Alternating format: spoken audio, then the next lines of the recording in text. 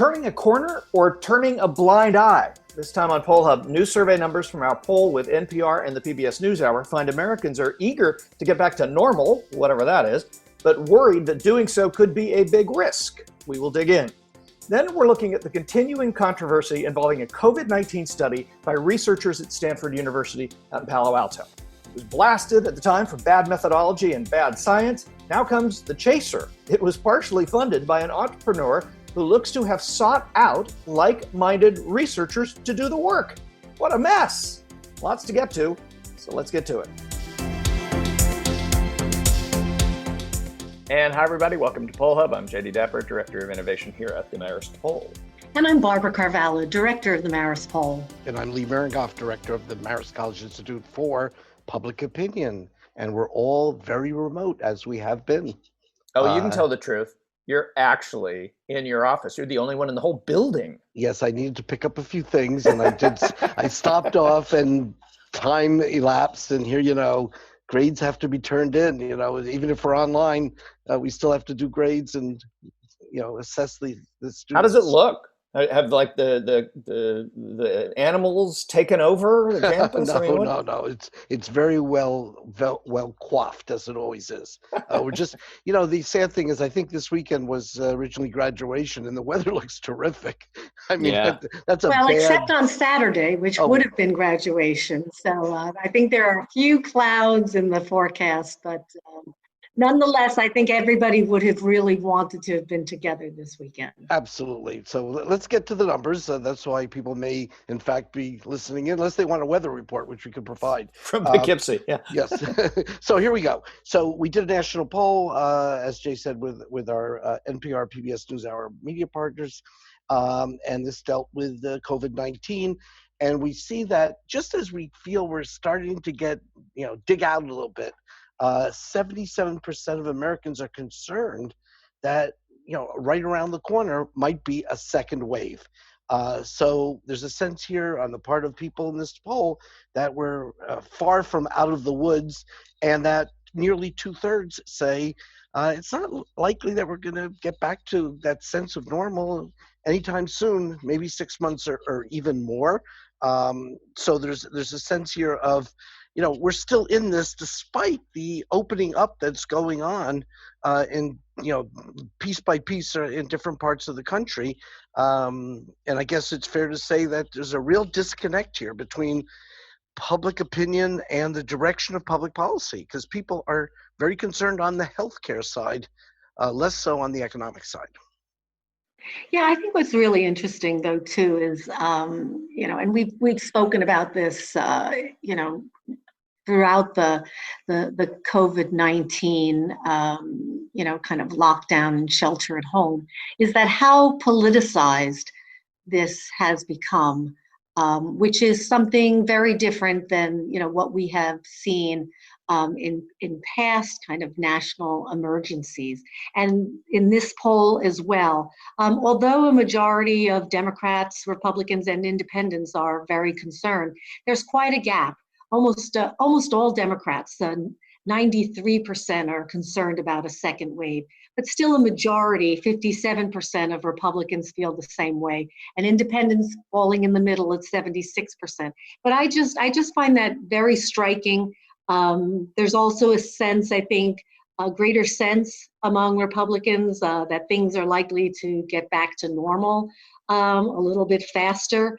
But I find it still, kind of mind-boggling to have this political polarization during this time. One of the numbers that jumped out to me along those lines, Barb, was on the, how soon is this going to, return to normal?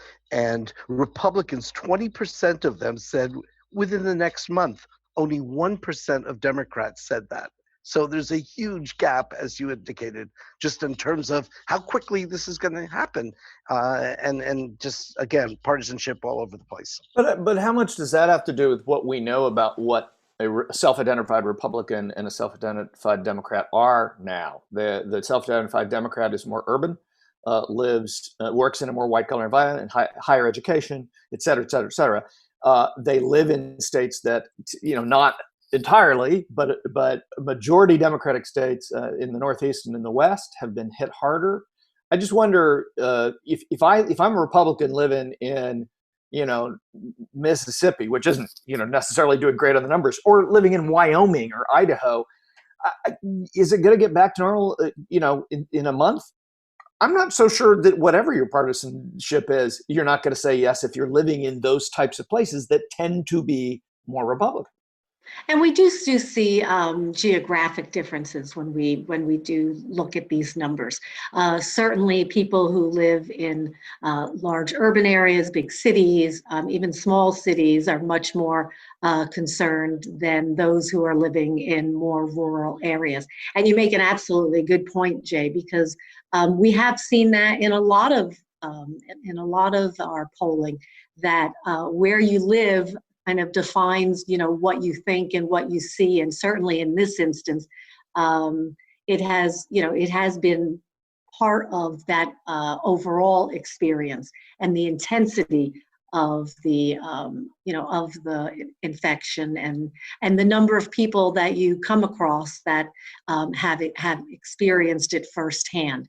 That said, still, there's probably, yeah, go ahead. Yeah, still at the same time, 3 in 4 Americans are concerned about a second wave. So there is a reality out there, a shared reality. And I know there's a big partisan divide there too, but still 3 in 4 Americans are saying, yeah, a second wave, it could come in the fall. And I'm a little bit worried about that. But I think that kind of gives permission for those of us who want permission to say, let's take the summer off from all this. Yeah, and of course there's an election going on as well, which as if we don't have enough to pull our hair out over. But one of the questions that we asked in the survey had to do with mail-in ballots, which has become a very hot item in our political side of the world, and made more so because of the virus and the fact that maybe people would do more mail-in ballot than they have in the past. In the past, it's been around 25%. The numbers might double that this time. And people, though, half say they would prefer to vote by mail. 38% say they prefer to go to the polls. I thought it was interesting in this number, in this question, that 42% of Republicans, not a majority, but 42% are saying they would want to do mail-in ballot. And if that is not the case, again, with national policy, or the message coming out of the White House, they're really going in the face of even what their base is about on this question. So I think it's kind of like just an interesting sidebar in all this, but one that's going to have a huge political fallout as we get closer. So you've probably heard about a lot of COVID-19 studies. There have been a lot of medical studies out there that we've heard a lot about over the last few months. But one in particular out of Stanford University in California was released, or a very preliminary version of it was released in mid-April. And it purported to show that far more people in Santa Clara County, which is basically Silicon Valley, had been exposed to the coronavirus than was previously reported. And because the study seemed to suggest that there were so many more people who had it, that by definition drove the mortality rate down. Because if you have way more people who had it, the same number of people who died from it, well, the mortality rate is down. And it drove it down to the point where it was about the same as the regular flu. That study was picked up and tweeted around and pushed around, especially in the conservative media, as proof positive that this was just like the flu, that this was not something that we should be concerned about to the extent that we are. We should be shutting down the economy and all that. Within a couple of days, the scientists blew the study up. The methodology was terrible. There were really big questions about the test itself and the false positive rate, all kinds of problems. But the twist on that is what has happened since. Dave Nealman, who founded JetBlue, but hasn't been involved in JetBlue, I don't know, in a decade. I think he's founding a new airline, or was this year. Good luck with that. Turns out he, who is one of the big proponents of we shouldn't be shutting down the economy, helped fund this study and actually knew the researchers and sought out the researchers to do this research. What's the problem with that? Well, it's a case for I just have one quick reaction, and Barb, you can jump in, but this is a case of follow the money. That's all I got to say right now. Well, hang on a second, guys. Hang on, slow down, slow down, slow down. I don't think we'll ever really know the impact of the sponsorship on this. I mean, there's been conflicting stories, one that it was kind of a whole bunch of money that was given anonymously to Stanford University. But clearly, JetBlue's founder has said that, he did speak with the researchers, and there was probably more there, even though I think he's quoted as saying there is no there. But it certainly doesn't look good ethically, either from particularly from the researchers' perspective, and certainly I got on the face of Stanford University, whose pristine name of quality research has been tainted with what happened here. But I really think there's a huge issue here about how science has been politicized, and it kind of feeds off the same, that two world views and how we come to that. Yes, we are living different experiences, as we mentioned, with regard to what people think may happen with COVID in the future. But I think we're also being given two very significantly different messages. And one of the things, way back in the day, when, I heard that Al Gore invented the internet, the whole idea behind the internet was originally so that academics could share research, and they could collaborate, they could communicate over great distances, things that could happen every day that used to only happen at, these annual conferences or, large meetings of academics. And in a sense, we're still kind of doing that. I'm not defending what John Ioannidis did here with the Stanford study as the main researcher. But part of the issue is that researchers everywhere, it's called a preprint, and they release their information. They're not peer reviewed, and meaning that other scientists beyond their own team has reviewed the methods of the research. So these documents and these papers are not peer reviewed. The idea behind it was that so that they could get input before they tried to publish this research. But in today's age, anything that's out on the internet is out publicly. And it's not about just a scientific discussion, it's about a political discussion, and it's about... But they did themselves no favors by doing media, by responding to media questions right out of the gate. And their first response wasn't, I don't think you should be publicizing the study because it hasn't been peer reviewed, so slow down, people. It was, look what we found. So the media has more than a share of blame on this, and this is an all sides thing. I mean, you watch media that would not be considered conservative media, and they're touting studies or talking about studies without really getting, in many cases, to the point of talking about how this study would never have seen the light of day yet in a different world. It needs to be peer reviewed. That's going to take time. Yeah, well, look, there's there aren't stronger advocates of scientific research and numbers trying to provide some accurate direction than the three of us. And certainly, we would never, for example, take any money from a political campaign to do research or from a political party to do research. Nor would we release numbers before we had gone through them. Yes. Right. So once you start going down that slippery slope, the science becomes a riskier enterprise and becomes more politicized. And I think so. That was one of my reactions to this. I mean, it's really Well, hang on though. But health science is really messy. And it's messy because unlike doing surveys, it's really hard to get very large sample sizes, to get representative sample sizes. It's also expensive. So it's really tough to be able to get these studies funded without having a whole slew of people contributing to this. So it's not an uncommon thing. In fact, a lot of and most scientific health research is financed in some way. I think many of us have seen that in the pharmaceutical area, because the drug companies have put a lot of dollars into doing research on the efficacy of drugs. And so that is something that has changed, in the probably last 3 or 4 decades.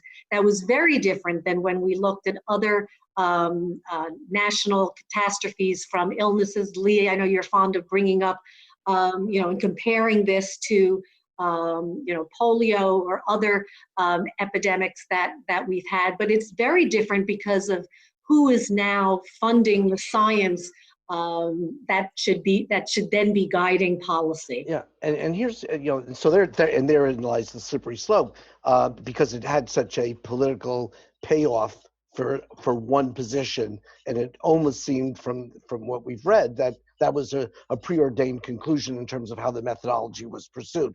But I think there's one other thing, and even from a accept this as it is on face value, there's a whole missing component of this. Sure, we might have more people who are, have been exposed and who've, would have tested and therefore positive, and therefore it drove the numbers down had we had more tests. But there's also a lot of people who unfortunately and tragically have passed away who are not in the score of those who did it from the virus. Was the cause. So there's two sides of this in terms of the numbers. And on the one hand, the ratio would change dramatically. On the other hand, the ratio would change very dramatically in the other direction if we included a lot of people who may in fact have tested positive had those tests been made after they passed away. I think my main takeaway from this is that it's another kind of, brick in the wall, or taking out a brick in the wall of people's understanding of science, and understanding that science is, reality based. It's not a myth. It's not a religion of science. And I think that in the same way that the media has brick by brick destroyed its credibility, I think that science, that some aspects of science, this is the way that the same thing happens to science. And we have to be so careful now, because there's so much being funded in the research into developing a treatment, developing a vaccine, and whether that money is in any way being distributed in a political way is troublesome. There's a lot of money flying around. I think it's really important also, though, to not throw the baby out with the bath. We need science. There are a lot of, should I put in air quotes, creative ways of paying for science. It doesn't always mean that researchers go down that slippery slope. And so I think there's a combination of factors that happened in this particular instance. It was probably a combination of bad science and also the mobilization of people who are interested in those conclusions using social media and tweeting this out to their followers, so that it then ended up getting on also the more traditional media and all of the cable shows. So there's a combination of issues that are problematic here. What I think is totally ironic is that the lead researcher of this, John Ioannidis, actually wrote this seminal work on trying to understand research findings and giving us all guidelines on how to determine whether research findings are false. He actually, in 2005, wrote the article, Why Most Published Research Findings Are False, and talked about all of these issues. The fact that you have small sample sizes, you don't have designs that are reviewed, you have interests paying for this. So he is, fully aware of all of this. He's sort of, been a bit of a gadfly. I don't know if, what his intent was, or what the researcher's intent was. This was certainly got a lot of attention because of the fact there was a whistleblower at Stanford University that was part of the team that just felt that everything here was not on the up and up. So buyer beware, I guess, is what we're saying. Yeah. And so here you are, Barb. You told us, Jay and me, in the beginning, slow down, slow down, slow down.